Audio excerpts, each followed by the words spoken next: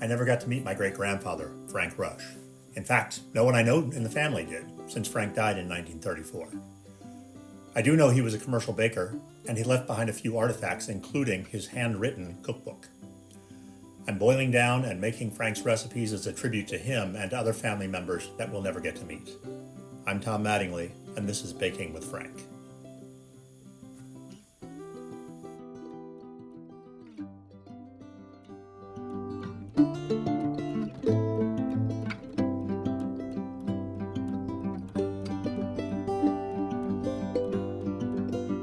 Welcome back to Baking with Frank.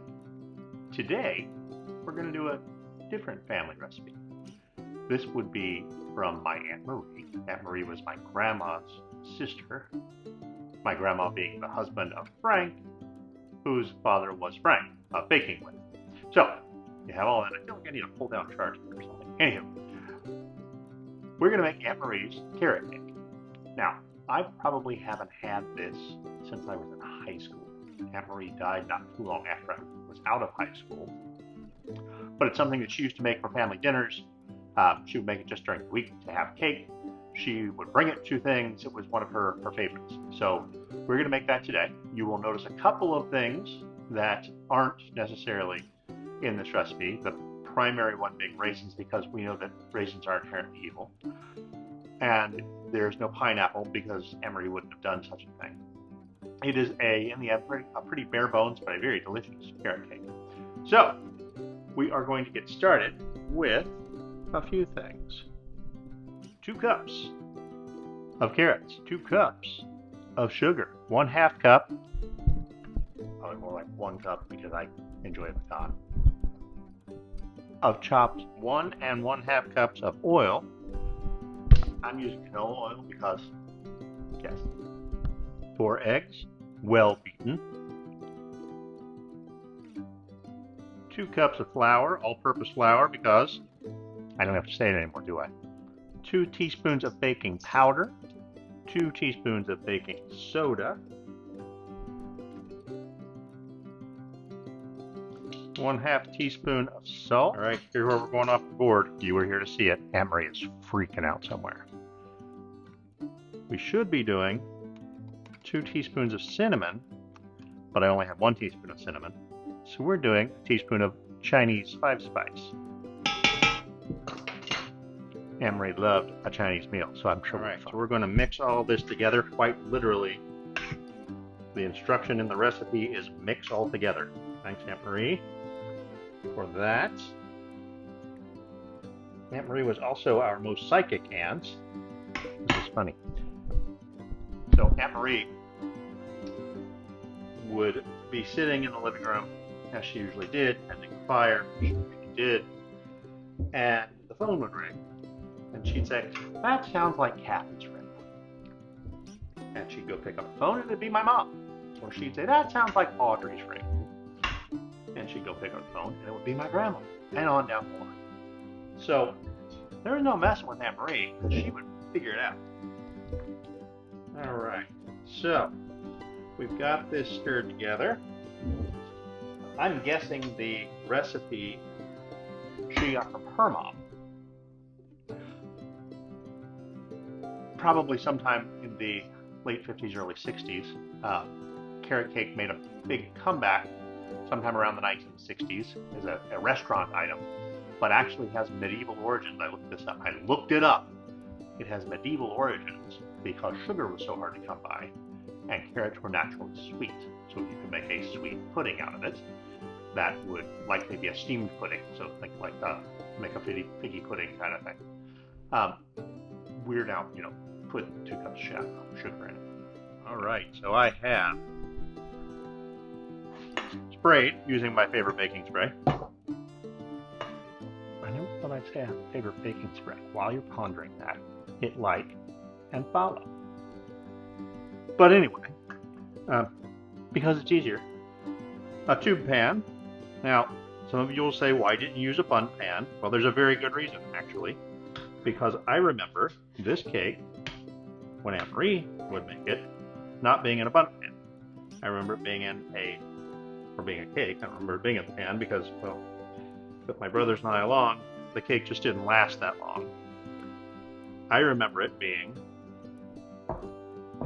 a square-sided cake that we would then devour. In fact, there was at least one notable occasion where I kept going back for more until my dad said, "Hey, you need to knock that off."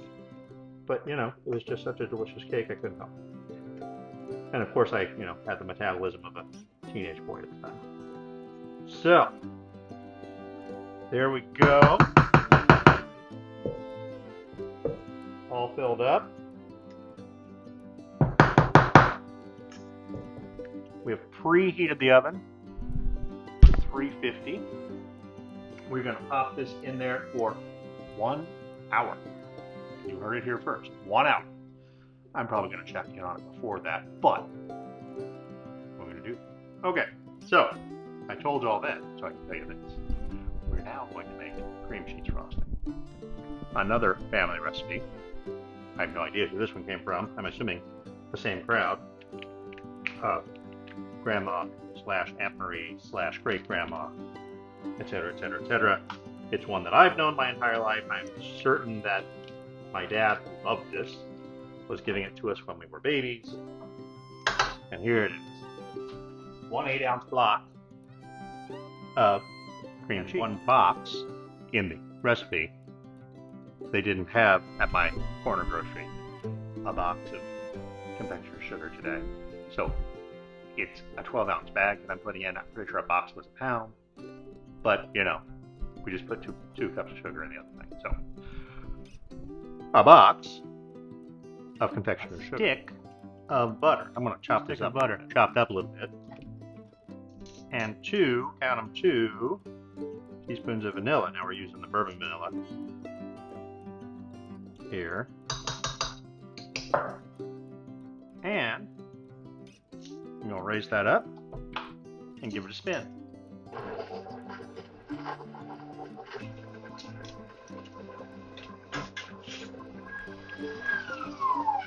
And there you have it. Look at that. Merciful heavens. All right. So, finish the frosting, or icing if you prefer. Cakes and bacon. It has another 47 minutes and 25 seconds, and then time to cool, which will be considerable.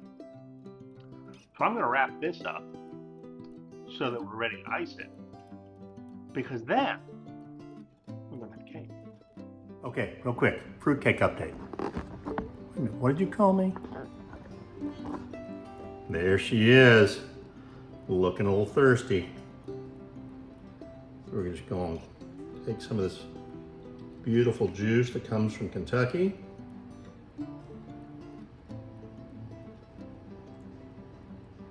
There's only that much left.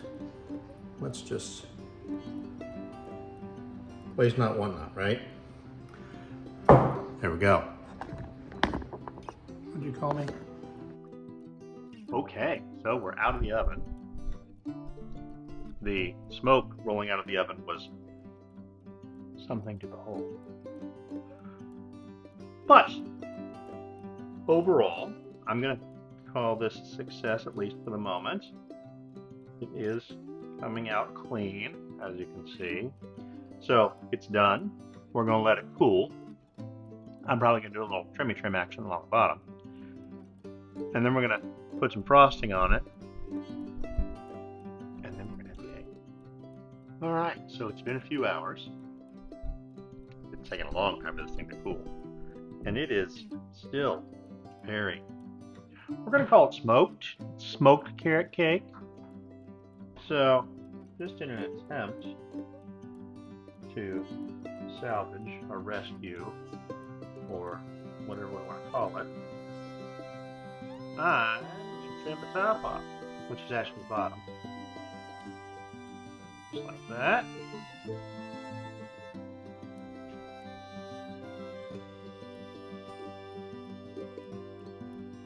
And just like that.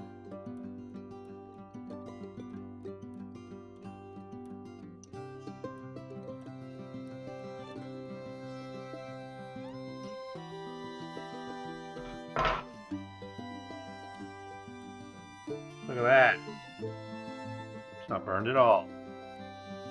Not sure who said it was. Still tastes good. Alright. We're going to get that out of the way. Flip it back over.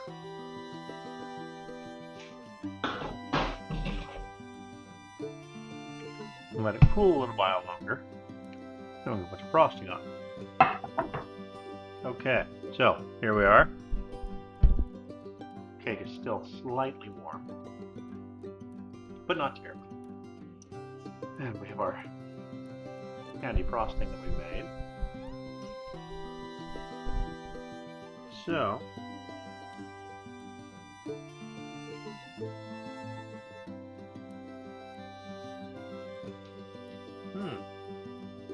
it's a lot more solid than I expected.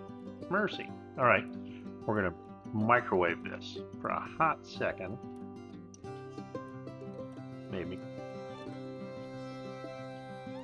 First, we're gonna take the metal part off because, well, we've all heard the stories, right? Okay, so judicious application of 10 seconds of nuclear energy. And look at that.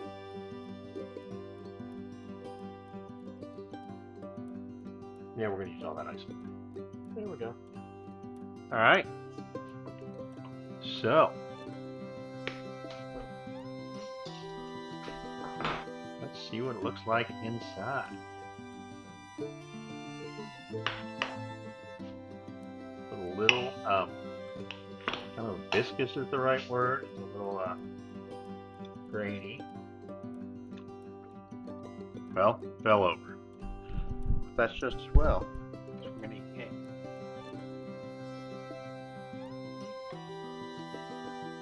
It's a little chunky, but there's some cake.